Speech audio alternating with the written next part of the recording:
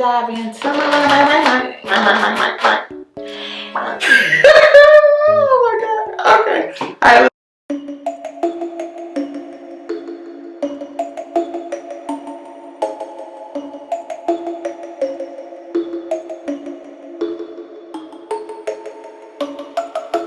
What's up, guys? Welcome back to my channel. We are here with Brittany, as always. She's one of my favorite guests that always come.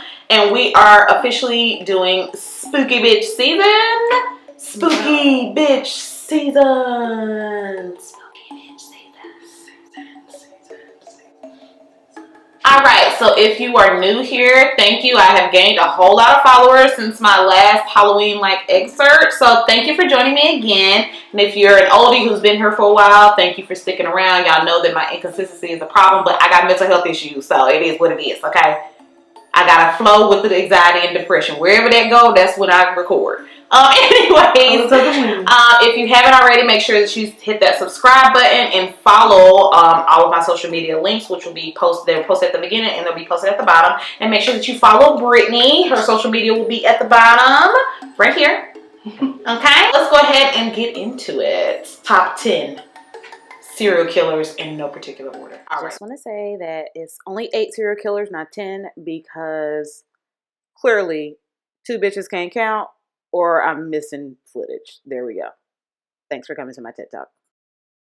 Let's go. Literally doing this on the fly because we both want to be surprised. So if I do the research and surprise her, that's not fair. So we're both gonna do it. So we're gonna be Googling stuff and talking to you guys at the same time. There's probably gonna be plenty that you know, a few that you don't know, but we're gonna do top 10 in no particular order. Upon Googling top 10 serial killers, Google popped up like an entire list, and let's just say it's a lot of unseasoned chicken on this list. I guess when you have a 400-year start, you just lose your damn mind. That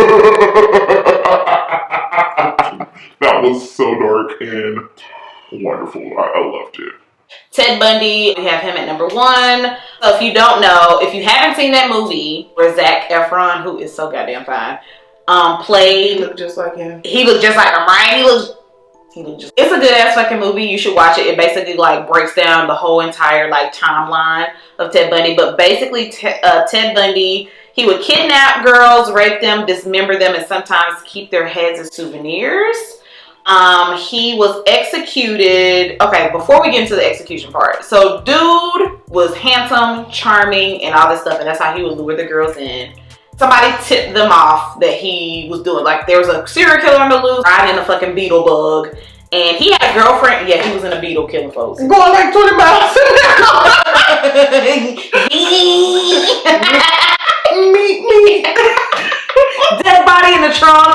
That's not funny. And they come get him and they lock him up. But because he's so cute and charismatic and charming, they just kind of let him do what the fuck he wanted in this jail.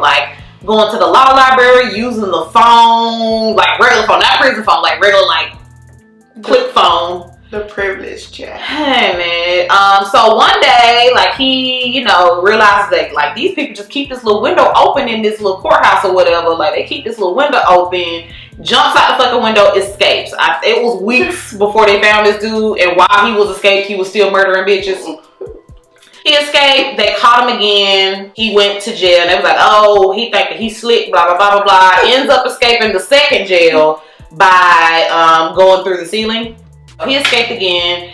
He escaped to Florida, I want to say. And he went on a college campus and, killed multiple women in their sleep. How are you a serial killer traveling from Washington, the state, not D.C.? Yeah. Washington, all the way over there. How are you a serial killer, been through child, went to prison, and you made it from Washington to Florida? And this is back in the 70s, so it ain't Uber was around for him to catch rides. He escaped from prison. I don't know how he was getting around, honestly. 30 victims, but they think that it's way more than 30. He just wouldn't admit to it, and till the day that he died, he swears that he didn't do it. Wait a minute. We done caught you killing these people, and you still say, and you do it. Yeah. Okay, so my people are from Canada, and they are called the Ken and Barbie Killers. So pretty much it was this beautiful, beautiful girl and this beautiful boy. They murdered 3 innocent teenage girls. One of them was her sister. They was having sex with these girls. They made videotapes of them raping and murdering. Her sister was 15 years old when they drugged and tortured and raped her. Your own sister, bitch? Her own sister. What the sister do? Okay, so pretty much the boy was like, he was obsessed with like taking virginities. He was obsessed with taking virginities. And so he was like, she wasn't a virgin when she got with him. Right. And he's like, what about your sister? She a virgin. I like your sister. And she wanted to do whatever it took to please him. So she got her sister drunk. He raped her sister, took her virginity. They tortured her and they killed her. The girl was 15 years old. Then when the family found out about it, she cried with the family like she don't even know what happened to her sister. Good. Yeah. They got away with them until they finally got caught because the girl was like, oh, I got him on video doing, because he was the only one that was on video raping. And so I got him on video. So she turned on him. She went to prison still. Yeah. Bitch, you goddamn 3 kids with it. Now you want to tell somebody, bitch, you go to jail too. Yeah, so. Y'all taking swingers to a home. She got a reduced prison sentence. Which she kind of like played the jury. She played everybody because she was so pretty. She was so pretty. He was so handsome. Yeah, she was like, I did it because I loved him. Yeah, she was released again. Tried to change her name, but they denied it because, ma'am, we gotta know that you are a serial killer, rapist, murderer lady. Right. And your man is too. But she did get married again. I think she ended up having kids too. I just don't know how you redeem yourself after something like that. But you know. Okay, so at number 3, we have Jack the Ripper. His name is Jack the Ripper, 1, because they never caught him. They don't know who he is, what his name is, anything. This was like in the 1800s, like 1888 was when this was happening. Killed over 100 women or people, because I think it was the men on the list too. He killed 100 people in 6 months. He would send letters to the police taunting them about how they can't fucking find him. And so basically what he would do, find prostitutes, he would rape them, and then he would like cut their throats, mutilate their bodies, remove some of their internal organs. Yeah, it was in London, so it's a hard time in London. You know, there's a serial killer on the loose in the 1800s. Of course, they ain't got like DNA and all that stuff, so he'll still be running around here. Well, maybe not him, but his kids is running around here. We don't know who this man is. We don't know nothing about this man. So did his lineage live on? It could be. What's that dude name that played Harry Potter? You said English. Maybe he's a wizard and he just ain't gonna die. You know, Brittany is gonna do number 4. I'm gonna do another chick. Okay. Because you know, her name is Dorothea Puente. Okay. Okay. She ran a boarding house in Sacramento that was filled with like elderly and mentally disabled people, where she was killing them and taking their checks. Wait, what? Wait a minute, stop it. Elderly and mentally disabled people. She was killing them and taking their checks and cashing them up. They called her the Death House Lady. No, I'm sorry. Death House Landlady. So pretty much, you know how on Hey Arnold they had a boarding house that had all these well, her people were elderly and mentally disabled people. So they, people who can't fend for themselves. She was killing these people, taking their social security checks and cashing them, guys. She died literally 2011. She was 82 years old. Girl. I'm sure she is Beelzebub's wife. Imagine sending your grandma there and you trying to go see grandma. She telling you grandma's sick and she done killed her. Yeah, first of all, my grandma would probably be in there fighting folks. Let's start there. I don't know any older person in my family that would allow themselves to be murdered. I know that sounds weird, but all right. So number 5, the Brooklyn vampire, Albert Fish, who is also called the Boogeyman. So Albert Fish was a serial killer that was active in the early 1900s. He was prosecuted on the charges of rape, murder, and cannibalism. He ate 3 children and claimed he murdered 100 more. I just don't want me a little kid Krabby Patty. I don't want that. I don't want to kill no children. Wow, first of all, children are so cute. Like, what could make you murder? Then he murdered hundreds of them. And then he wrote a letter to one of the victims' mothers, which I'm not gonna fucking read because I tried to read it in the first take and I almost like lost my shit. So I'm not gonna read it, but the letter was so bad that it would make Hannibal Lecter still shiver, apparently. You don't know who that is? Watch Silence of the Lambs. That's Hannibal Lecter. So then nobody go fuck him up? Because I wish Yes, he ended up going to jail and they sentenced him to death. He got the death penalty. Nobody beat him up? Maybe in jail. You, Albert Fish, I hope that you are fucking hurting. And I hope that the demons are just constantly throwing gasoline on you like every 5 seconds. Like, he probably their friends though. He might be. Because when you think about what he did, the devil purposely was like, yeah, that's my buddy. He's my right hand. All right, so we're going to go into number 6. Well, we're going to still stay with the children because we got John Wayne Gacy. Oh, God. A construction worker known by his suburban neighbors as outgoing. John Wayne Gacy. I'm so Southern. John Wayne Gacy. Ain't that how you say Gacy? He was involved in politics and he was a clown for parties. A damn clown. Okay. He was no clown though, because he became under suspicion in 1978 when the 15-year-old boy last seen with him went missing. Why you let your child go out with people? Girl, especially people you don't know. How many ounces this? 8. Your hand left you for dead. That wasn't the only time families of boys missed, so he was clearly gay. So they started pointing the finger at him, but it was the first time that authorities took them seriously. There was a search warrant granted by the police to access his home with the smell of nearly 30 bodies buried in a 4-foot crawl space under his house. He was convicted of 33 counts of murder with additional counts of rape and torture. They gave him a lethal injection in 94. Best friend serial killers. Okay, so I'm just gonna go with James Fairweather. He's not only one of the youngest serial killers out there, but he's also one of the few who shows absolutely no remorse for their crimes. He's a sociopath. Ah, yeah. Fairweather, like many other, he says edgy. Edgy? You murdering folks is edgy.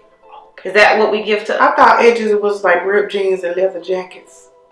Ride a motorcycle. That's what we're giving to the unseasoned chicken teenagers. They're edgy murderers. Okay. Teachers didn't believe him until he killed a drunk, mentally challenged man by stabbing him over 100 times. Okay, let me go back. He clearly often talked about wanting to be a murderer, but the teachers thought that he was joking and that he murdered somebody for real. Who the hell jokes about being a murderer? A sociopath. Child, I guess. I don't know. The privilege. So, he bragged about wanting to be a serial killer. And then his next victim, he stabbed her to death. Next one after that? Yeah, like immediately after. Killed another victim who was going for a walk. He stabbed her to death too. Police questioned him but let him go. It actually took a third murder attempt for the police to actually arrest him. His own mother branded him a monster, and what made his arrest particularly chilling was that he admitted that he wanted to kill at least 15 more people. The judge told him his sentencing, and he shrugged his shoulders at the judge and said, I don't give a shit. He was 15 years old. I couldn't imagine my child trying to be out here talking about they gonna murder folks. I would beat her ass. Be like, get your stupid ass in here. Really, can you be somebody that's stabbing people 100 times? I don't know. You just gonna have to go off into They would get beat before they started stabbing folks. I'm just. First of all, they need some mental help. Like, there's no way a child can come in there and be like, I'm gonna murder. I just want to murder people. I'm gonna kill people. I'm gonna be a serial killer. Like, I'm be like, bitch. Police. Ayala. On my own. Ayala. Your brother. Fucking Oprah. Somebody. My child is fucking crazy. Like, the fuck you just, which I know kids say creepy ass shit sometimes. No, that's next level. That's, yeah, absolutely. He told you and the teachers, girl, he crazy. I'm gonna murder you in your fucking sleep, bitch. Just wait. You're so funny. Go sit down, James. No. Go sit down. Go sit down. Go sit down, James. I've had enough of you today, okay? Would you like a fruit snack? Are you hungry? Right. You just need some lunch. You'll be fine. And this is the last one. I'm doing Wayne Williams, a.k.a. the Atlanta Boogeyman. I remember my mama said when they was little, if they were staying out too late, they'd be like, you better get in the house for Wayne Williams come get you. Oh. So Wayne Williams is supposedly, it's believed that he was responsible for at least 24 of the 30 Atlanta murders of 1979 to 1981. He is known also as the Atlanta child murderer. Wayne Williams is in prison now. They gave him life, but he is still saying to this day that he is innocent. Wayne Williams is still saying he did not murder any of those children. For those of you who are from Atlanta, you already know this infamous story about Wayne Williams killing all those children, people not being able to go, like snatching kids from like the block, like straight up like walking home from school type shit, just snatching them. It's a lot of conspiracy behind that, which I think the nigga did it, but I don't know. There's a lot of conspiracy stories behind it saying that he didn't really do it. It was really the KKK doing it, and there was the Klan doing it, and then they just blamed him. And then he was in prison saying, it's the FBI, he keep hollering the FBI, he an FBI agent. That's why I kind of think that he, kind of did it because he seemed like he looked crazy. It's a lot of conspiracy behind that. I think there's like a story, I watched a documentary on that, like, he was like trying to be a radio DJ or some shit. Something like that. And that's how he would lure some of the kids. Like, and I think how he finally got caught is like the carpet fibers in his house matched the ones on the victims. And his hair. And like the carpet fibers are like it wasn't like one of the rarest fibers in the world, but nobody in the Atlanta area really had that exact same carpet like that. And he failed the lie detector test 3 times. 3 times.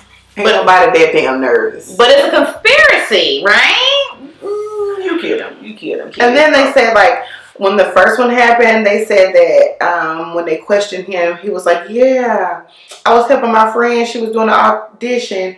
And it turned out there was nobody with that name.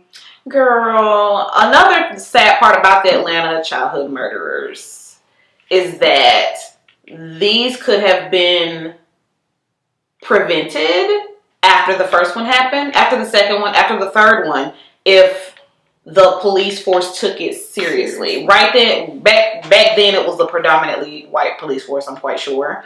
Compared to now, Atlanta is like a super black city. It was still a black city then, but I feel like if little Susie from Buckhead was fucking murdered or missing or anything, like it would have been an outpour, an outrage. They would have been on it. They would have caught the dude. But because these were children of color, black children, not even children of color, black children, black kids, black mamas crying about their kids going missing. They're just like, hey, y'all being a little too dramatic. It's just another color off the street. Exactly. So this is one serial killer happening that I feel like could have been totally preventable, because like people have to straight up not give a fuck to just be snatching kids off the street in daylight. Broad daylight. Broad daylight. Like, but especially if you know that you're snatching, during that time, black people were not, we still ain't getting treated the best. Right. But it was really bad then, and they just were not caring. And when you don't care about something, you allow it to get swept under the rug, and that's what happened. It just so happens that you can't sweep 30 dead kids up under the rug. I think when it started getting to like the 10s and 12s is when they kind of like, oh, well, maybe we do have a serial killer. And it's just like, bro, like, I don't know how he saw anything. When it got to the second one, it should have been like, all right, something going on, because that's too much. I don't know how he saw anything with them thick ass glasses. Girl, how they got caught, because I done seen the documentary. How he got caught is that they set up like a stake out on because he was dumping the bodies in the river. In the river. Chattahoochee River. The Chattahoochee That's River. why it's stank. Yes, because it's dead bodies in there. In sewage. In sewage. Sewage. Yeah, dude rolled by his little station wagon. Stopped at the bridge. They heard a little thoop in the water. He went down, dumped the body, and then came back up past police like whatever. They was like, "Ah, freeze, motherfucker! Nigga, you just put something in there." He's like, "Man, I just coming back from my Ain't a dog down here fishing.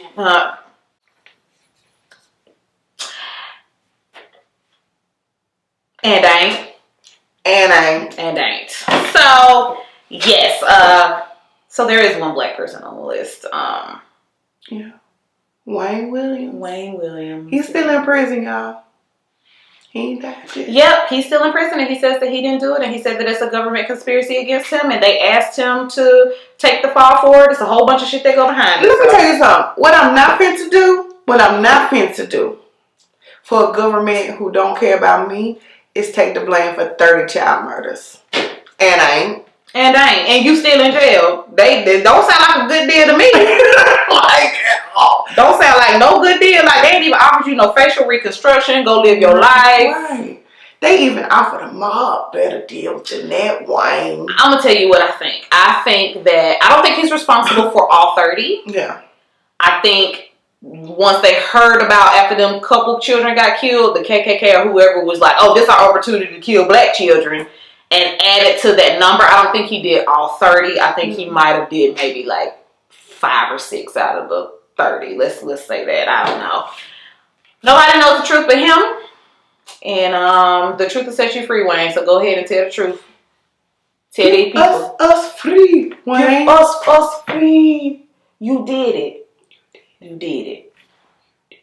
Admit to it. You did it. Killing your own brothers and sisters like that. You ain't wrong. And if you didn't do it, and it's a conspiracy or whatever, it's time to start snitching. You in prison anyway. You gonna die anyway. Fuck it. First 48. Get you some Popeyes and a Coca-Cola. Forget. But I mean, it's just weird that you go to jail and it kind of stop happening.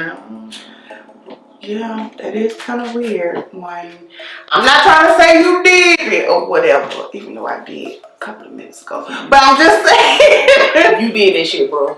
Maybe not all of them, but you did some of them. It's just like the whole OJ thing.